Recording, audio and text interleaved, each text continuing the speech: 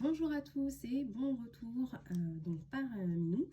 On se retrouve aujourd'hui pour faire le budget du mois de mars. Mais avant de faire le budget du mois de mars, on va rapidement clore le budget du mois de février. Je tiens d'avance à m'excuser pour ma voix, je suis très prise, ce qui explique que la vidéo sort avec du retard. Je voulais la faire à la fin du mois.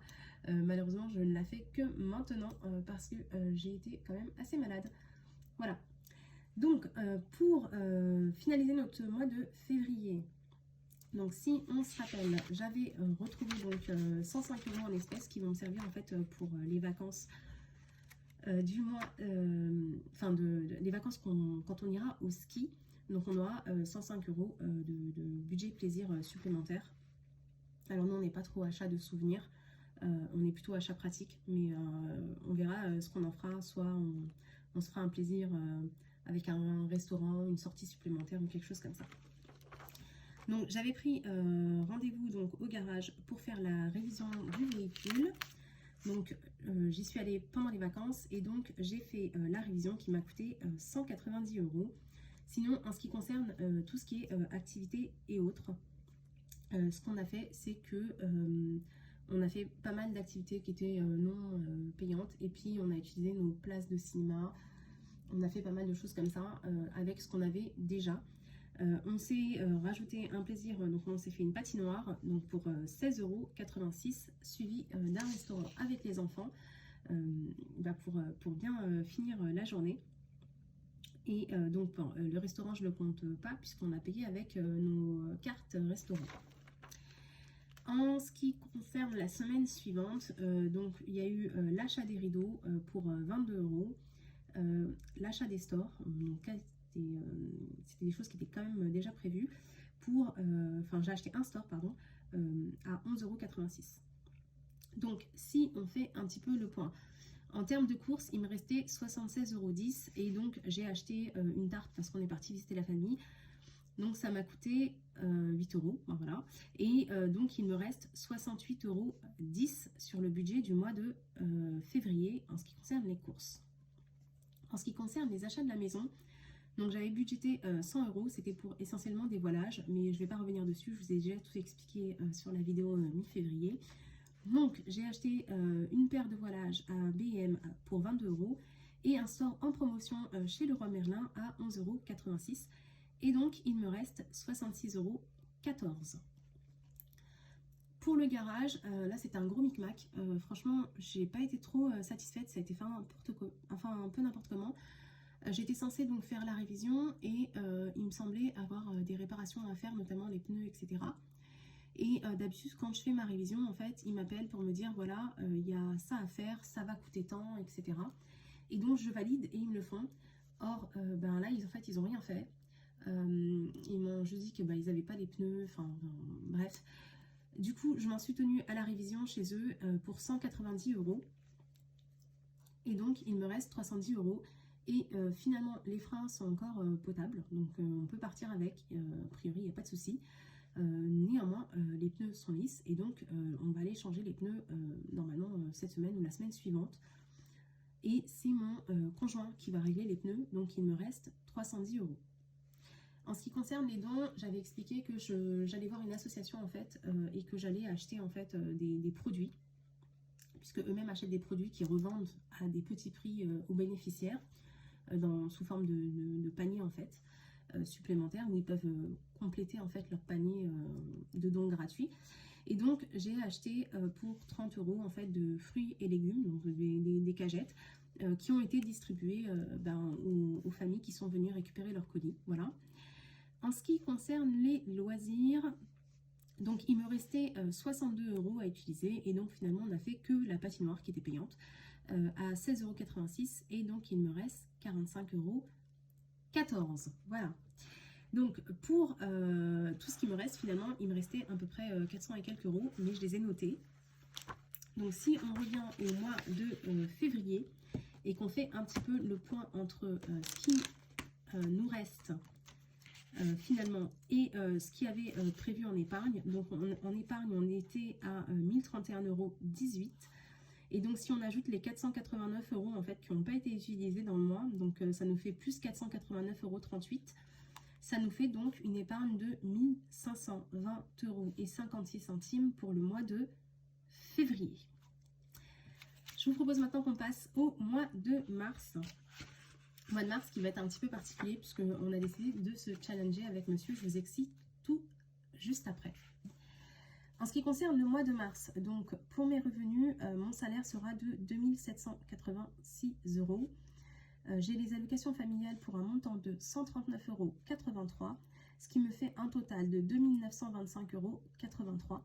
Et donc, il me reste 1916,08 €. En ce qui concerne nos dépenses communes, la part qui me revient à payer est de 736,79 €. À ceci va s'ajouter ce mois-ci la facture d'électricité des mois d'hiver, la douloureuse facture dont j'en ai pour 545,92 €, malgré qu'on ait fait moins que l'année dernière, donc ça reste quand même élevé, mais bon, il faut bien se chauffer, etc. Donc là on est en train de regarder un petit peu tout ce qui est poêle à bois ou poêle à granules, mais granules ça me tente moins, je serais plus pour un poêle à bois ou éventuellement peut-être une pompe à chaleur. Donc je suis en train de regarder, de faire des devis, on verra, ça sera pour probablement l'année prochaine. Et donc sur ma facture d'électricité, 545 €, donc divisé par 2. Donc ça me fait de ma poche 272,96 € qui me fait un total à virer sur le compte joint de 1009,75 €. En ce qui concerne l'épargne, donc il y a toujours 200 € pour les enfants, donc 100 € chacun. Il y a 104 € qui vont sur les chèques vacances, 45 € qui vont sur les, qui vont pour l'instant sur le plan épargne logement, mais qui doit être réorienté. Alors je l'ai pas fait parce que en fait j'ai pas eu le temps d'étudier en fait les placements qui vont me permettre de réorienter cette épargne. Sachant qu'il y a une partie en fait que j'avais mis de côté dessus pour des travaux plutôt à moyen long terme en fait dans la maison, comme par exemple des réfections de toiture ou un ravalement, etc. Ensuite j'ai 200 € qui vont sur les livrets et j'ai 200 € qui vont sur de l'épargne long terme. Donc quand je dis épargne long terme, c'est essentiellement en fait de la bourse et de l'immobilier, donc ce qui me fait un total de 749 € d'épargne. Et normalement cette épargne elle est fixe à moins que on ait un gros couac dans nos revenus. C'est une épargne en fait qui est fixe et qui est l'épargne minimum qu'on essaye de valider chaque mois. Donc là pour les 3 premiers mois de l'année, ça s'est très bien présenté puisque on n'a pas eu besoin de supprimer en fait certains virements. Donc, il nous reste 1167 €. J'ai budgété pour la cantine 77 €. Enfin, j'ai budgété. Je sais que ça va coûter 77 € puisque j'ai déjà fait le calcul. Pour l'essence, je vais mettre tout simplement 50 € dans la voiture. Voilà. Sachant que ce mois-ci, je vais travailler principalement à côté de mon domicile et à domicile. Enfin, à mon domicile. Ce qui fait que les jours où en fait je dois travailler en extérieur, c'est un bureau qui est pas très loin de chez moi, ce qui fait que je vais y aller à pied, ça me remettra en plus en forme, voilà. Ensuite, je paye mon forfait 8 €, j'ai le forfait que je paye pour un proche, donc 14 €. D'ailleurs ce mois-ci il n'y a pas de don, puisque j'ai une personne de mon entourage en fait voilà, que je souhaite aider, et donc c'est cette personne-là que j'aiderai, mais au moyen de l'épargne en fait que j'ai en plus. Donc j'ai déjà préparé le petit chèque et je ne veux pas donner le montant, voilà, parce que je sais qu'il y a des personnes qui me connaissent, qui regardent la vidéo, et je veux rester le plus vague possible. Donc ça proviendra de mon épargne et pas de mon budget mensuel, ce qui me fait un total de 149 €. Autrement, c'est le mois de mars, et donc au mois de mars, nous on aime bien se faire un petit challenge en fait avec mon conjoint. C'est le moment où on se dit que maintenant il est temps vraiment de faire le plus de vide possible, et donc c'est un challenge qu'on va continuer sur toute l'année. Et notre objectif en fait, ça va être d'épuiser nos stocks de lentilles, pois cassés, les conserves, ce qu'on a dans le congélateur. Notre objectif c'est que pour cet été on ait fait le vide complet, puisqu'on a commencé à faire du jardinage. D'ailleurs voilà, petite blessure de guerre. J'ai même eu des petites engelures. Et notre objectif, ça va être de replanter comme l'année précédente tout ce qui va être les courges, les courgettes. D'ailleurs, je suis assez impressionnée parce qu'en fait, on a eu beaucoup de courges et de courgettes. Et en fait, ça s'est très très bien conservé. On a pu en manger jusque novembre, je crois. Et il me reste encore quelques courges. Et les courges, en fait, tant qu'elles ne sont pas ouvertes, on peut les conserver. Voilà. Donc notre objectif, ça va être de refaire comme l'année dernière, d'essayer de planter un maximum de choses. Donc on n'a pas un jardin qui est immense, mais on l'a organisé avec des, comment dire, des mini-serres en fait sur pied. Et on a un petit coin potager et en fait on essaie de faire une rotation avec du compagnonnage. D'ailleurs on suit la chaîne Le Jardin d'Olivier, je crois que ça s'appelle. Où c'est pas mal en fait, voilà. Donc on a commencé à planter quelques semis, malheureusement pour nous il y a eu pas mal de gelée, donc je sais pas ce que ça va donner cette année. Je pense qu'il y a certains semis qui risquent de pas prendre. En tout cas on a des choses qui ont repoussé de l'année dernière sans rien planter, notamment en fait du chou qui est en train de pousser, donc j'espère qu'il va pas trop y avoir de gel. Autrement je vais bâcher en fait pour essayer de protéger un maximum ce qui pousse. Et puis donc voilà, on a commencé à faire des petites plantations d'intérieur avec les enfants, c'est assez sympa.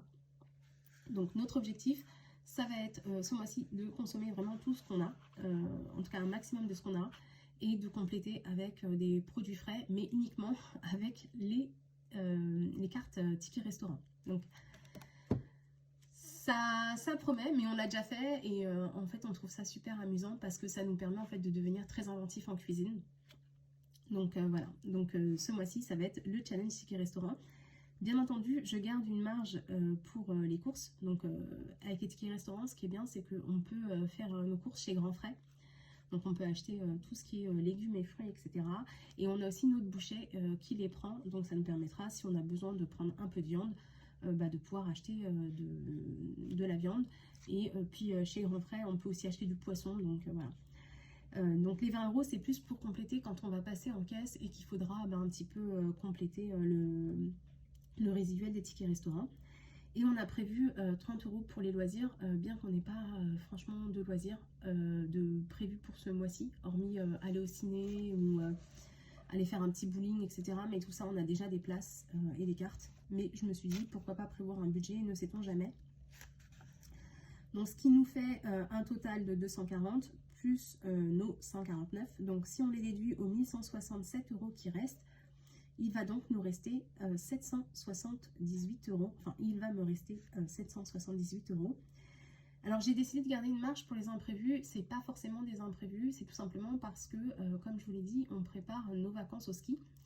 Donc, tout est quasiment payé. Donc, tout. En tout cas, la location est déjà payée, etc. Donc là, les 100 €, c'est plus pour que je cherche mon matériel de ski. Donc je vais commencer à regarder un petit peu les promotions. Donc je sais que je peux regarder avec les cartes tickets restaurant. Donc ça fonctionne un petit peu comme un CE, il y a des promotions. Enfin, il y a des pourcentages de réduction. Et puis aussi, moi je suis chez Boursorama. Et donc chez Boursorama, on a ce qu'on appelle The Corner. Et dans The Corner, en fait, il y a du cashback, des promotions et plein de choses intéressantes. Et donc je vais commencer à regarder mon matériel de ski et celui des enfants. Donc si je trouve quelque chose, je me suis prévu une marge de 100 €. Et puis s'il faut un peu plus, parce que je pense que ce ne sera pas suffisant, soit je compléterai directement au mois d'avril, ou soit je prendrai dans une de nos enveloppes, ou peut-être de l'épargne. Voilà, on verra un petit peu. Mais pour l'instant, je me suis juste laissé cette marge d'imprévu. Si je trouve quelque chose d'intéressant, je prendrai, sinon j'attendrai. Sinon, du coup, il me reste pour l'épargne, donc nos 749 € plus nos 778 € moins nos 100 €, ce qui me fait une épargne totale pour le mois de mars de 1427 €. Donc je suis assez contente parce que ça va me permettre de préparer des gros projets dans la maison. Donc pour l'instant, tout se passe bien et on espère que ça va perdurer. Sinon, je vous parle souvent en fait de mon épargne sur mes chèques vacances. Donc voilà à quoi ressemble un chéquier chèque vacances si vous n'en avez jamais vu. Donc là, c'est un chéquier d'une valeur de 600 € qu'il me reste, qu'on n'a pas utilisé. Donc tout simplement ce que je vais faire, c'est que ça va me permettre de payer en fait l'école de ski des enfants. Donc j'en ai à peu près pour 190 € chacun normalement, ce qui devrait me faire à peu près 400 si on arrondit. Donc il me restera 200 € minimum de chèque vacances que je pourrais utiliser soit pour des activités, soit pour une entrée de parc d'attraction, ou soit peut-être pour les ponts de mai, où on aime bien lorsqu'il fait beau aller du côté de Deauville, Honfleur, etc. Se faire un petit week-end, et en général on prend un hôtel. Donc voilà pour ce qui est des chèques vacances. Donc si on finalise un petit peu ce mois-ci, ce qu'on s'est dit, c'est que c'était le challenge Ticket Resto, challenge qui m'amuse. En fait, c'est un petit peu notre mois blanc. Et donc, notre objectif, ça va être de quasiment rien dépenser et consommer tout ce qu'on a. Donc, j'ai prévu donc pour les courses 20 €. Pour les loisirs, 30 €. Et je ne me note pas la marge d'imprévu, c'est volontaire.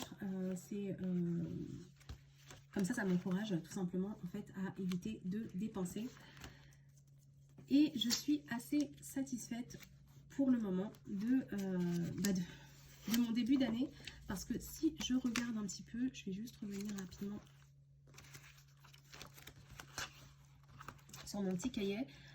Pour janvier, ça nous fait 864,77 € d'épargnés. Donc mon objectif c'était 749. Pour le mois de février, ça me fait quand même 1520,56 € d'épargne, ce qui fait que j'ai quasiment doublé en fait le montant de l'épargne que j'avais projeté. Et puis là, si tout se passe bien, au mois de mars, on devrait avoir nos 1427 €. Donc on va dire que l'année commence plutôt bien. Voilà, sur ce, je vous dis à bientôt dans une prochaine vidéo. Alors, je sais que j'ai parlé de mes enveloppes virtuelles. J'ai vraiment pas eu le temps de faire la vidéo. Il y a eu les vacances. Je suis tombée malade. Donc, c'était un peu compliqué pour moi. Donc, je pense que cette vidéo, normalement, elle devrait sortir, je pense, pour février. Donc, il y aura les enveloppes virtuelles. Je parlerai aussi du plan épargne logement, parce que cette vidéo, il faut vraiment que je la fasse. Et puis, surtout, je ferai un gros point sur mon épargne. Voilà, je vous remercie de m'avoir regardé jusqu'à la fin. Et puis, je vous dis à bientôt dans une prochaine vidéo. Au revoir!